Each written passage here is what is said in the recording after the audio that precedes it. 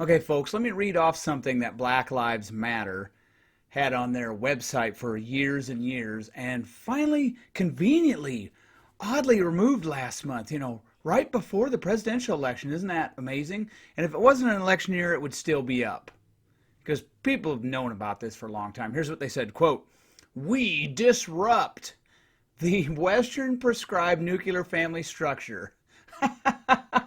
Wow, as if that's stupid.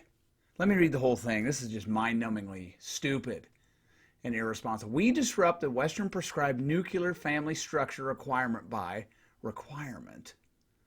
by supporting each other as extended families and villages." This is the okay, don't get off track. "That collectively care for one another, especially our children, to the degree that mothers, parents, and children are comfortable."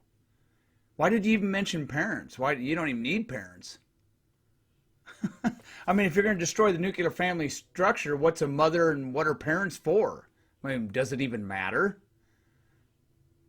So the Western prescribed, as if the West came up with the idea of a nuclear family, whether you're a Darwinist, a naturalist, or a Christian, it's a pretty good idea that, if the kid lives with mom and dad, most of the time that's going to turn out pretty good.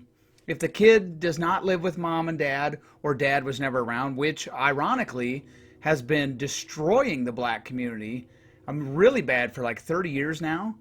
For 30 years, the out-of-wedlock birth rates hovered around 70%, and it's not because, of a divorce. It's because daddy was never there. So are they making excuses? Do they really want to continue to see black people, black children raised out of wedlock and have these train wreck childhoods? Because it's true, fatherless children are more likely to do drugs, especially hard drugs. They're more likely to end up in prison. End the war on drugs, by the way. They're more likely to be criminals. They're more likely to drop out of high school. They're more likely to fail. And I know that's some tough love, but people do fail. And a fatherless child doesn't always come out that way. I've seen people say, "Oh, I know this one guy was a fatherless child and he does really well." Well, let's say everybody was a fatherless child and all the parents were heroin addicts. What, 10% of the kids get out of that and be successful? Now, what if they were all in nuclear family households with the biological parents? 90%, 80% would be successful. So the fact that they actually want to destroy and, disrupt the nuclear family structure tells me these people are sociopaths.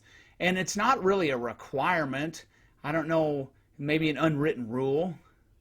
You can almost see the seething rage. And here's the collectivist Borg regressive Democrat mindset that we're all a village. We're not. Because if you go to Baltimore, Philadelphia, Detroit, Chicago, Pine Bluff, Arkansas, Memphis, Tennessee, Wilmington, Delaware, Camden, New Jersey, would you want those psychopaths raising your children? No, you keep your hands off my children, and that's not a request. To care for one another, especially our children, to the degree that mothers, parents, and children are comfortable. Well, I'm not comfortable with you sociopaths getting anywhere near my children, especially when you make excuses for your idiotic behavior. But that's why so many black kids, and Larry Elder says this every day, and he's a real black man, and Walter E. Williams and Thomas Sowell say the same thing, and Leo Terrell has actually woke up. So, and hopefully they'll get more black people to wake up.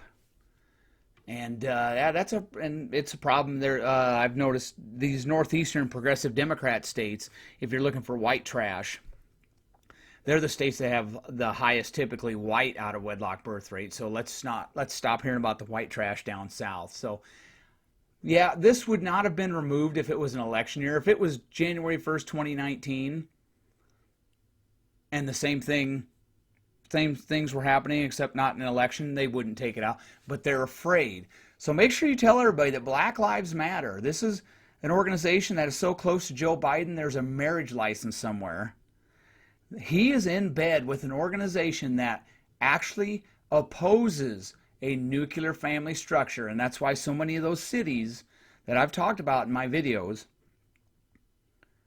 that are diverse, they're diverse. And they got a lot of people on food stamps. They got a lot of working age folks completely out of the labor force. And they have a lot of fatherless children, single parent households, and guess what? They also have a lot of homicide, and they're disasters. People are not moving into Baltimore, Chicago, Milwaukee, Philadelphia, Detroit, Pine Bluff, Arkansas, Camden, New Jersey, Gary, Indiana, Wilmington, Delaware.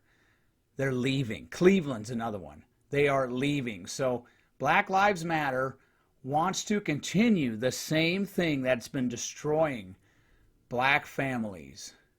And the black families that are doing well, majority of the time, there's two parents in the household. So get that message out. Joe Biden needs to disown these people. You know how people like to do that to politicians. Are you going to disown this group? Well, like I said, Joe Biden's in bed. There's a marriage license between him and Black Lives Matter. They actually oppose two-parent households.